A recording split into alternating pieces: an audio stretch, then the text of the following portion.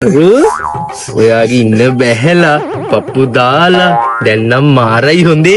අනි බතුලයා එන්න පමාත්තේ කෝවට මං තමුසි කිව්වනේ එකපාරක් මේ ගයියා ඒක නෙමේ ඔයාට අර කෑල්ලේ කච්ච අහන් ඉන්න පුළුවන් දානේ මට නම් මොකෙ පේන්න බෑ බලන්න ගානේ රේඩියෝ එකක් වගේ කතා කරන හැටි චුට්ටක් රේඩියෝ එක වගේ තමයි මේ තරු මම දන්නවා තමුසෙට මොකද්ද වෙන්න ඕනේ කියලා. මාත් ඉන්නේ පට්ට අමාරුවෙන් තරු.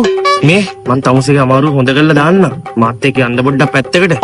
අනේ මේ කොට මහත බතුලියෝ තෝගේ මේ මිච්චක් වගේ දුංකල් නැට්ටේ මට කිචි කවන්නද අනේ නිකන් පණයන් බයි යන්න ඈ කාගේද කොට මහත? කොට මහත තෝගේ වනචර බල්ලා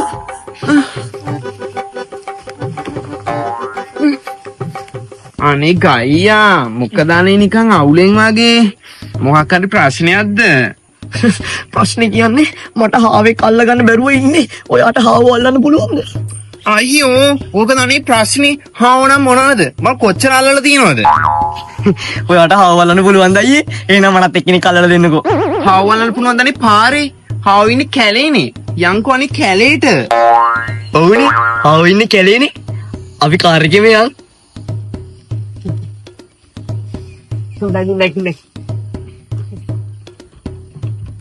ඒක නෙමෙයි ගයියා ඔයගලන් ගෙවල් තියෙන මේ කැලේට පාර පැත්තෙම නේද ආව් මොකද ප්‍රශ්නේ එහෙනම් ගෙදරින් පොල් තෙල් බෝතලේ ගන්න ඇයි පොල් තෙල් නෑ හාව අල්ලන්න නම් පොල් තෙල් තියෙන්නම ඕනේ ඈ